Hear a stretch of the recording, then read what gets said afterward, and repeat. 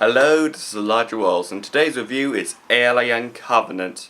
If you're wondering if the camera thing is a tad slanted, because I have this new camera stool. Just getting used to it. But anyways, this story follows Walter, played by Michael Fassbender, as he leads a crew out again called the Covenant, when the last one was called Prometheus. Since Prometheus is pretty much a prequel set 10 years before Alien Covenant, but Covenant is still counts as a prequel to Alien. But once they get into it and into space turbulence and into this wonderful planet where it used to be home to engineers, they meet David from Prometheus. Inception noise cue. Dun. And of course it follows on with xenomorphs getting burst out backs, chest, and loads of bloods and gore and all that shenanigans. And of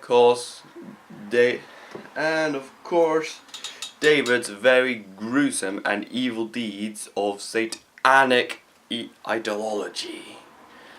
Of course, Ridley Scott, despite still being in his 70s, is still kicking around. Like, I love The Martian, which is a really good movie.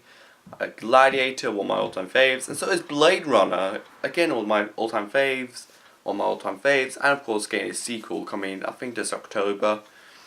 It's just getting me more excited for a sequel, Blade Runner 2049. Outside the sequel, Blade Runner, which is kind of irrelevant to what I'm talking now, the visual effects, especially what happened to the fate of the engineers, is just beautiful.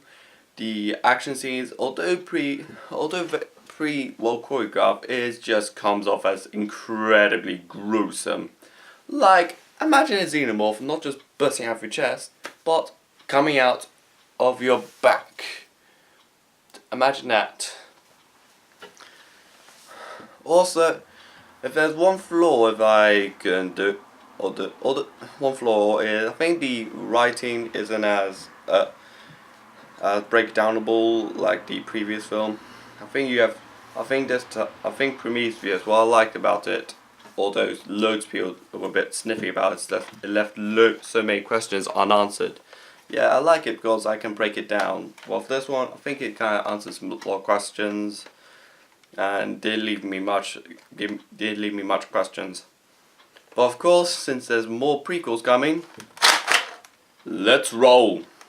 And it's pretty much a 7 out of 10, and this is Elijah Wells, and bye. Oops.